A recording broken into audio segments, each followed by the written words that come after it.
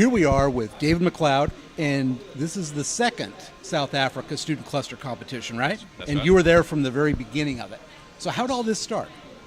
Well, it all started back at SC11 when we were offered a position in ISC12 then. Which was just that'd be the first ISC competition. That's correct. Okay. So the HPC Advisory Council thought it would be nice to get Africa involved in that competition.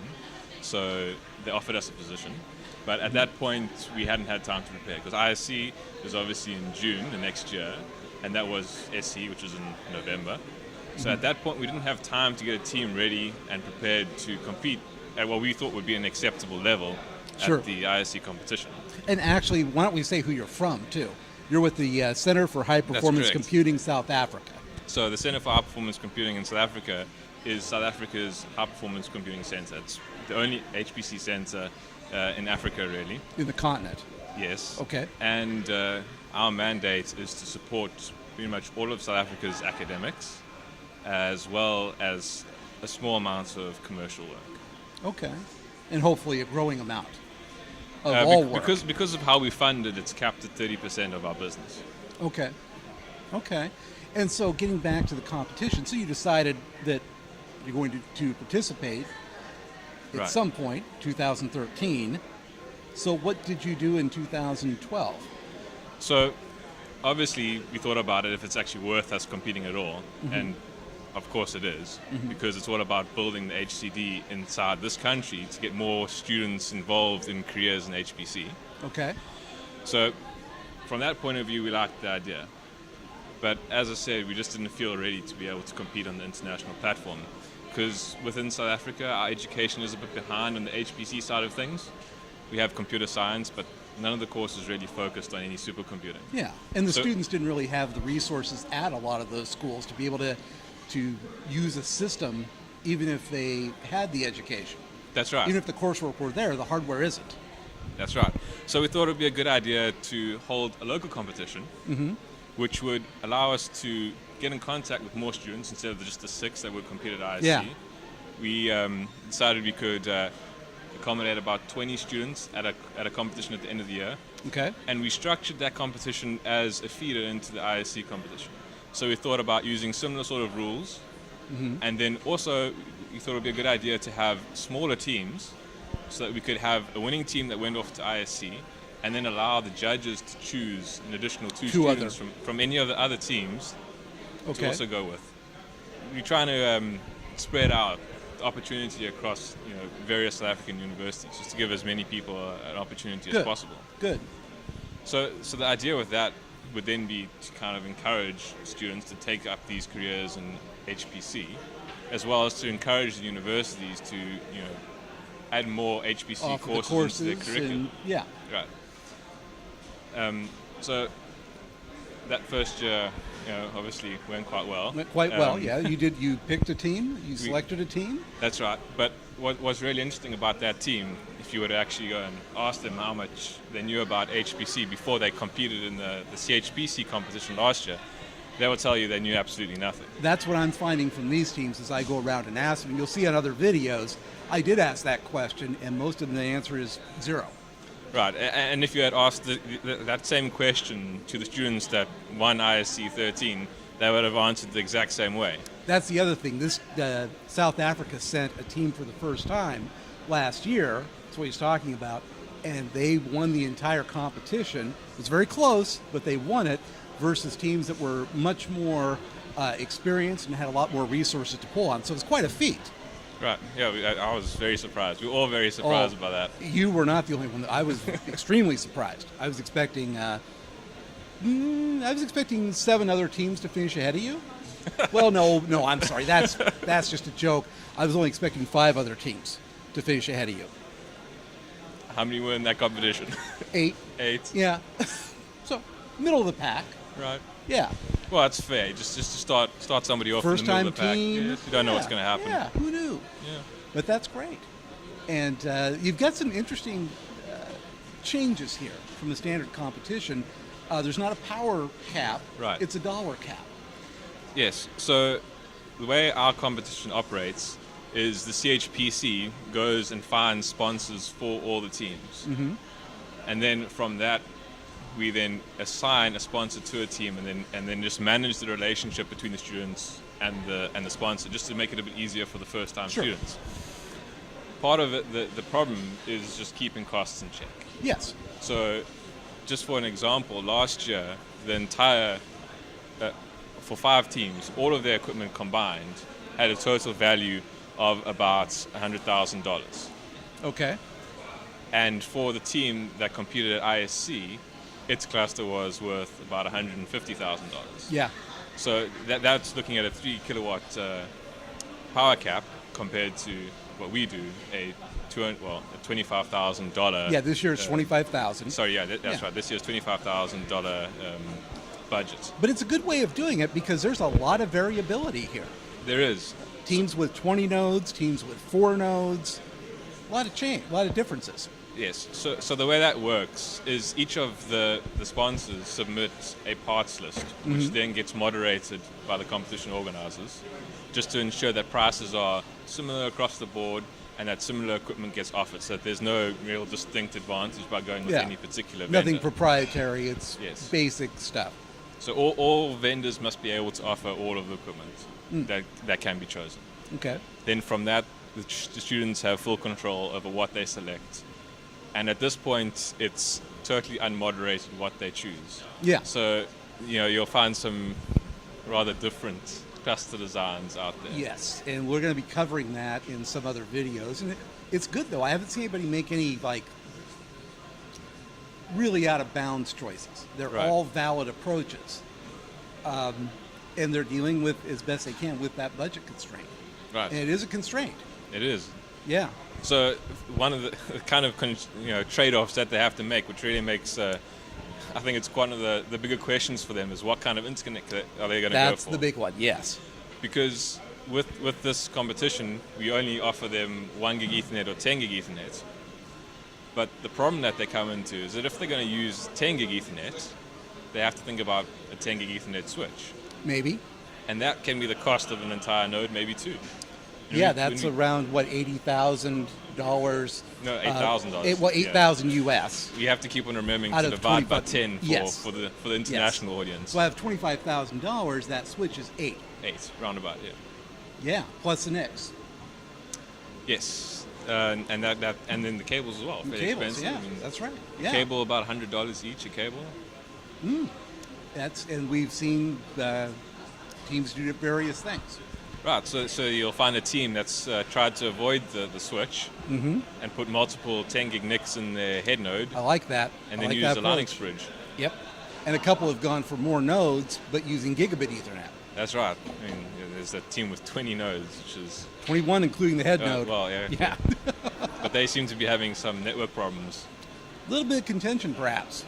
Yeah. But they've split it up, and it's a valid approach, right? They haven't had any experience. They don't know what should work. And that's the whole point of this competition. It's a learning experience. Yeah. We don't expect them to come in there with a cluster that would win ISC or SC or something. No. We expect them to come in there with a cluster as a first attempt from which they can learn what is important in the cluster. And what we hope that they learn out of this is that balance is what you really need when you design your cluster. Yes. And they've learned so much just in the past couple of days. That's right. One thing, no accelerators. Yes, no accelerators. That kind of ties back into the idea that this is their first shot at clustering. But you're going to have to train them up, the team that goes on to ISC in that. Well, we do that. Obviously, the winners of this competition form the core of the team that goes off to ISC.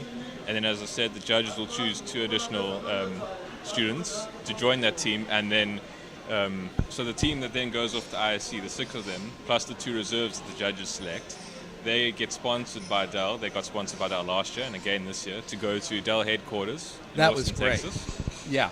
And over there, they go into the HPC engineering department, and they get to speak to the experts, learn a bit about HPC, and at the end of it, they pitch their preliminary design and get comment from the experts. And don't they also go to TAC and talk to some of the people there?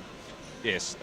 Last year they went to TAC. Sorry, actually this year they went to TAC in January to see the new supercomputer Stampede. Yeah, they had a chance to pick some of the brains of people there. And then there they also got to speak to one of the mentors of the previous winning team, I believe. And the repeat team as well this year. They've got it all together. Yeah. But that's great, and it's wonderful that Dell's doing that again. Yes. Well, it was definitely valuable. Oh, They done a lot. It paid off. Yep. I mean, something brought your kids from, I'm assuming they were at the same level as the kids here, That's right. which is rudimentary. But something took them from there all the way up very quickly. The other thing I noticed, though, about your team at ISC, they outworked everybody else, I think. Yes. They put in time that no one else did. They would be in the hall, they were the first ones to get there, the last ones to leave, and then they're going back to the hotel room and working too. So that all came down to us really not knowing what to expect. Yeah. And that we were only able to get our equipment very late. So what typically happens is the teams will have access to their equipment months or even weeks before the competition. Yeah. And they'll have time to tune and optimize. And they'll for have their actually shipped it there. Yes. Then, yeah, that's great. Well, you know what we do? We just, we're professionals. We just pretend that didn't happen. We're doing this just before the big event, so we're going to be wrapping up in a couple of minutes here very quickly. So what were you saying?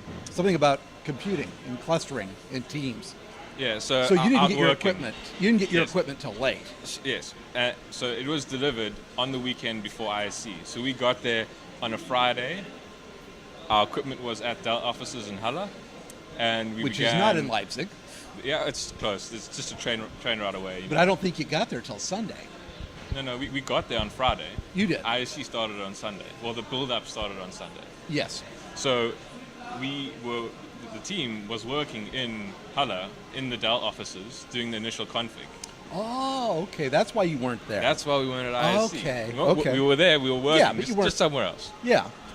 And what they were able to do is, in that 2-day sort of window, they were able to set up the cluster and get the initial config right. Then, on the actual day the competition started, they rolled in a functional cluster. Okay. So it looked bad on that first day. South Africa is just Wasn't not anybody there. there? You weren't there. Yeah. But when we came in with a You working were ready. cluster. Yeah. And if you actually looked at our power usage, you'll notice that all the other teams on that first day, their power graph was, they were trying to get it up to that 3 kilowatt line for the HPC challenge, and they were, still trying to get it right. We came in there, ran HPC challenge Right right there. on the line, because Yeah. we had used that time. But also because of getting that equipment so late, we were under the impression that we were severely disadvantaged because the other teams we had thought had been working on all these applications for a long time and that they were way ahead of us. So we needed to seriously catch up. And they went at it. So they with had a to catch up. vengeance. Yeah. So, so they would work until 4 o'clock in the morning Yep. and have a sleep and wake up at 6 a.m. Yep. and continue. It was incredible. And Now, one of the things I want to ask you is, having organized this on a regional level twice now, yes. what would you recommend for other areas that might want to try this? There are other countries that should do this. There are other regions in certain countries that should do this. They don't know how to start. How hard was it to pull this together? It was surprisingly easy, actually. First of all, we had the support from the HPC Advisory Council to offer us that position at ISC13. So that was sort of the carrot. That was the carrot. We had to have somewhere to end up. Sure.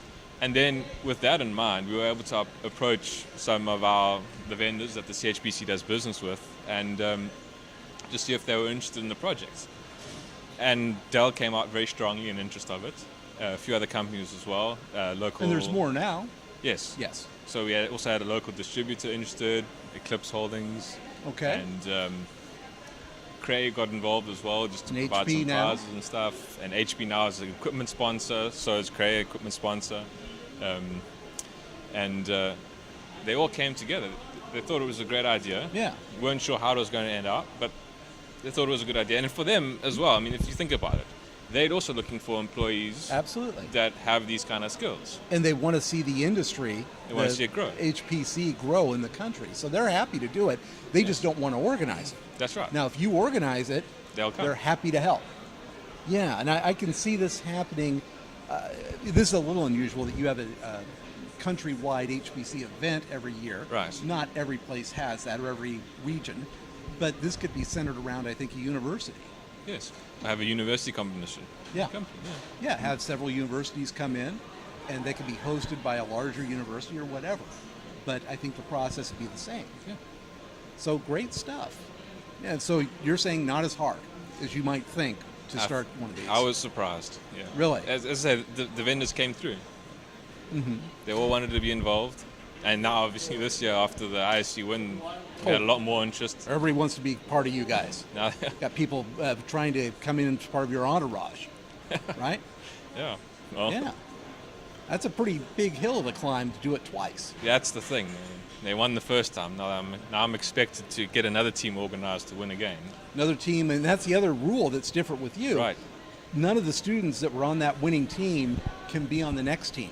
They're all going to be brand new students. So we're all about the human capital development angle. Yeah. So we want to get as many students exposed to this competition as possible.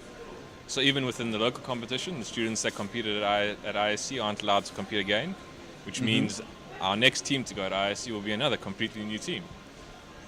Tough. And they'll be undergraduates again. Tough. That's a high bar, but you did it once and no one thought that was possible, including me. Doing it twice, we'll see. I can't doubt it. Oh, well, I mean, it can happen. it's going to be a totally new set of students, so we don't know. We'll have to see. But great stuff, and thanks for taking the time. Well, thanks. Appreciate it. Thanks And for good coming. luck. Thank you. We'll see you in Germany. Yes, definitely.